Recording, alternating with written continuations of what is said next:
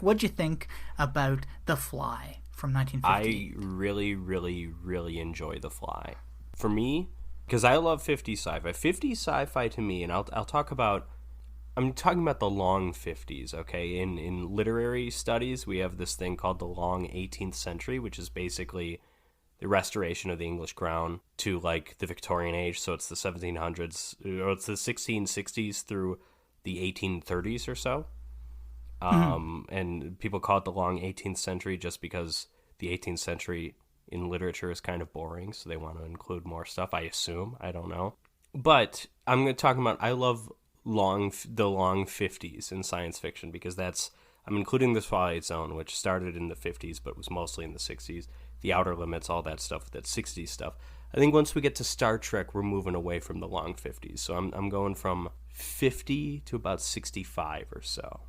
I love that. That to me is like the movie doesn't even have to be great for me to kind of be into it already just because I love the science fiction imagination from that time period. I do think this is a really good movie. I think it's in that second tier of 50s sci-fi Mhm. where I'd put it along with like Quatermass and The Thing from Another World, The Blob. It's not quite in that The Day the Earth Stood Still, Invasion of the Body Snatchers, Forbidden Planet, that first tier. But it's better than something like The Terror from Beyond Space, or Invaders from Mars. Like it's really good. I enjoy it. It's got a unique story structure that I think really works and really kind of amps up the suspense and the excitement when things get going. And yeah, I appreciate it. Jim, what about you? Yeah, I mean, the thing that makes it great is that it's first and foremost exciting to watch because you like even though you kind of know what the outcome of this story is going to be, you are still on the edge of your seat because you're waiting for that moment that Andre turns himself into a fly, and then after that you're waiting.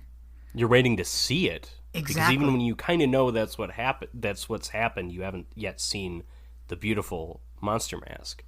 That's that's exactly it. Then after you see it, you're waiting to see how they attempt to deal with this situation. And it's just a fast-paced, fast-moving, interesting, exciting story to watch unfold on screen. And then I guess the acting too. Like as we already mentioned, I mean, But yeah, the acting is good. I think it's pretty good even by today's standards. It's above average for a film in 1958, I think. this could have gone downhill with lesser actors. And Oh, for really, sure. we're lucky that it didn't. Because We're there lucky is a that they silliness got to it. the story. Yeah, I mean, there's a silliness to the costume, but the costume doesn't feel silly when you finally Right. see the mask, which is impressive.